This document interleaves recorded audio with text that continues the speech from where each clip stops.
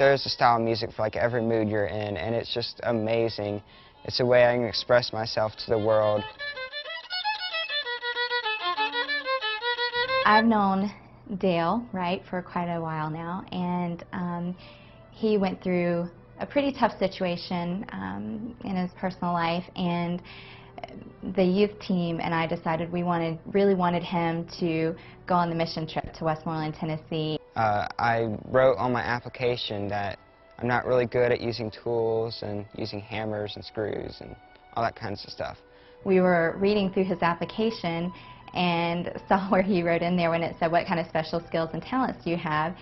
He said, I really don't like to do manual labor at all, but I love to play the violin. So when we got to Tennessee, he was on my team, and the house we showed up to was the home of a man named Doug and his wife Betty Jo. And so we were able to relate with Betty Jo a good bit, but Doug just kind of stayed off to himself. He was really reserved, and I just remember we were leaving at the end of the day, and he was playing one of his CDs.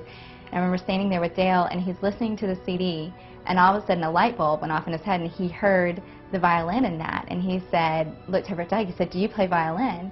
He brought out this old violin, and he let me play it. It was from 1716, and I just geeked out over it. It was so cool. And so it was an amazing experience, and I just sat down with him like every day and talked with him about just certain stuff, and we had a real good connection through music and just through everything. I feel like that I really helped this guy personally instead of just building the house, helping with the house. Sort of reminds you what a real mission trip is about. And this mission trip has affected my life so much, and it's been just the most amazing experience I've probably ever had in my life.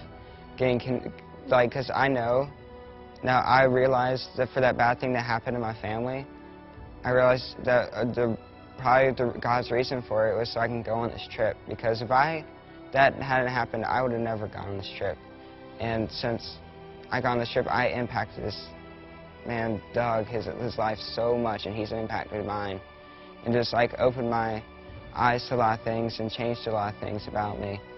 I guess the biggest lesson I learned through all of this is that no matter what our gifts and talents are, no matter what circumstances you're in, God will use you. If you're open to Him and receive that, He will use you. No matter how insignificant you think your talents may be, He will use them for His glory.